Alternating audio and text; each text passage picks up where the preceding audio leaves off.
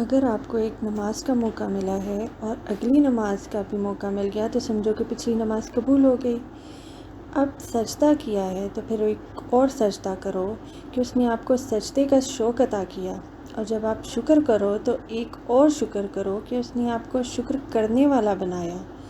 اس لیے جب آپ 5 نمازیں قائم کرتے ہیں تو فقراء شکر ادا کرنے کے لیے چھٹی نماز کی طرف جاتے ہیں کہ تو نے 5 نمازیں ادا کر دیں۔ گویا کہ جب وہ عطا کرے تو اس کا شکر ادا کرو، وہ جو چیز عطا کرے اس کا شکر ادا کرو۔ اس طرح آپ اپنی نعمتوں کو شکر کے ذریعے محفوظ کر لیتے ہیں اور ان کو بڑھا لیتے ہیں۔ اس لیے شکر کے ذریعے اپنی نعمتوں کو قائم رکھو، پھر اللہ تعالیٰ آپ کو بہت کچھ نوازے گا۔ جب آپ آنکھیں رکھتے ہیں اور اللہ کے نظاروں کا لطف نہیں لیتے، اس کا شکر ادا نہیں کرتے اور ہمیشہ گلہ ڈھونڈتے ہیں تو پھر آپ کیا کرتے ہو؟ آپ کو ذہن ملا، اگر یہ کفر کی طرف مائل ہو جائے اور ذہن واپس کر دو، پھر یادداشت فراموش ہو جائے گی۔ آپ کو زبان ملی اور یہ گلہ میں رہتی ہے، پھر کبھی شکر بھی نہیں کرتی اور اللہ کی تسبیح بھی بیان نہیں کرتی، اللہ کا نام نہیں لیتی، تو اگر آپ کی گویائی سلب ہو جائے تو آپ چیخیں مارو گے۔ اگر آپ کو 4 پیسے ملے ہیں تو اس کا حصہ اس کو دے دو اور اپنا حصہ اپنے پاس رکھو۔ اس طرح آپ کو نیکی کی توفیق مل گئی۔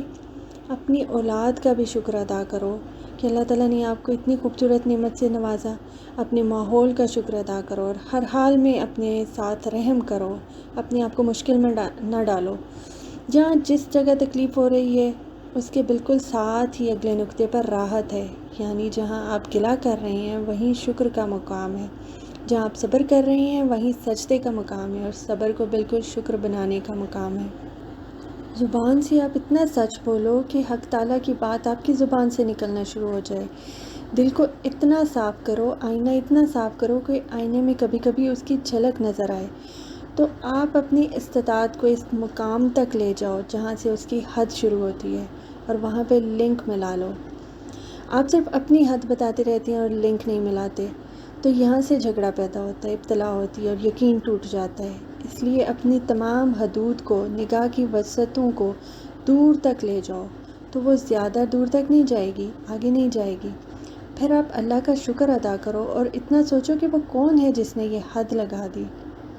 اللہ کریم فرماتا ہے کہ اپنے آپ پر غور کرو، اس آئینے میں دیکھو کہ تمہارے پاس کیا کیا نعمتیں ہیں۔ اس ذات کریمی کی شان دیکھو کہ کبھی وہ آپ کو طاقت دے رہا ہے، کبھی کمزوری دے رہا ہے، کبھی بینائی لے رہا ہے، کبھی دے رہا ہے، کبھی زندگی میں لطف دے رہا ہے، کبھی چھین رہا ہے۔ جس طرح باہر دھوپ اور سایہ ہوتا ہے، اسی طرح آپ کے اندر بھی سایہ اور روشنی ہوتی ہے۔ آپ کے اندر بھی دھوپ اور چھاؤں ہوتی ہے، دن اور رات ہوتے ہیں۔ کبھی بیٹھے بیٹھے خیال روشن ہو جاتے ہیں، کبھی بیٹھے بیٹھے خیال تاریک ہو جاتے ہیں۔ یہ چھوٹا سا دن ہے 24 گھنٹے کا، اس میں روز کا کام روز کر لو۔ اگر آج صحت ذرا کم ہے تو گھبرانے کی بات نہیں، پچھلی صحتوں کا آج شکر ادا کر لو۔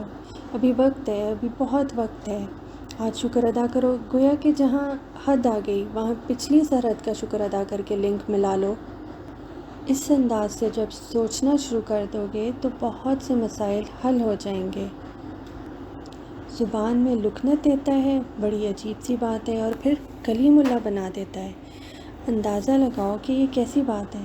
کسی کو آخری دم تک پتہ نہ چلا کہ یہ بچہ جو ہے ساری کائنات کا مالک ہے، اور اسے یتیم پیدا کر دیا، سماج میں تھوڑا سا نظر انداز کر کے پال لیا، اور صداقت کا سب سے بڑا دعویٰ آپ صلی اللہ علیہ وآلہ وسلم ہی کے ذریعے کر دیا۔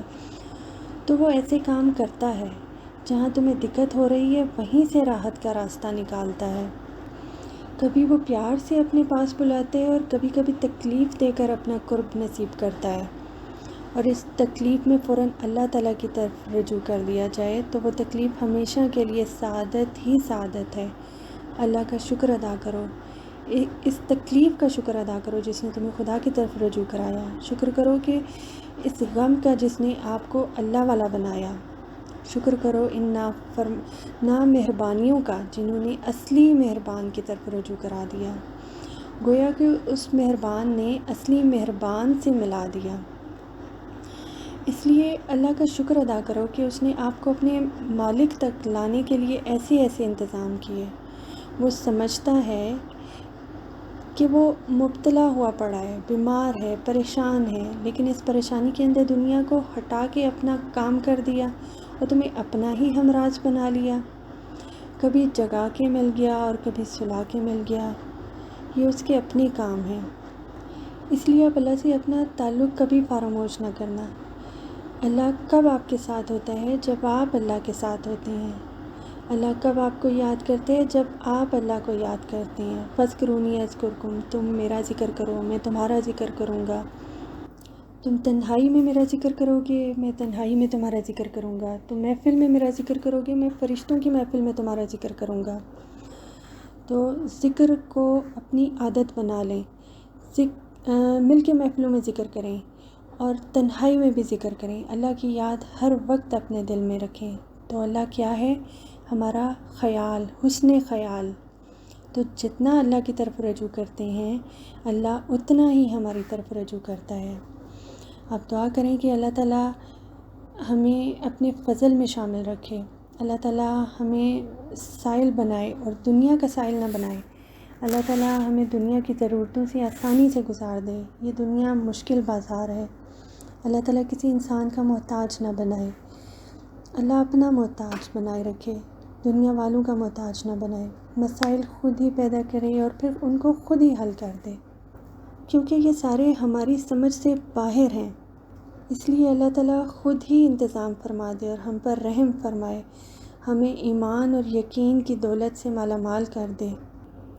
جہاں کبھی دنیاوی ضروریات پریشان کرتی ہیں تو اس میں اللہ تعالیٰ اپنی مہربانی سے آسانیاں پیدا کر دے اور ہمارے لیے ایسے راستے پیدا کر دے جن کا ہم گمان بھی نہیں کرتے۔ آمین یا رب العالمین۔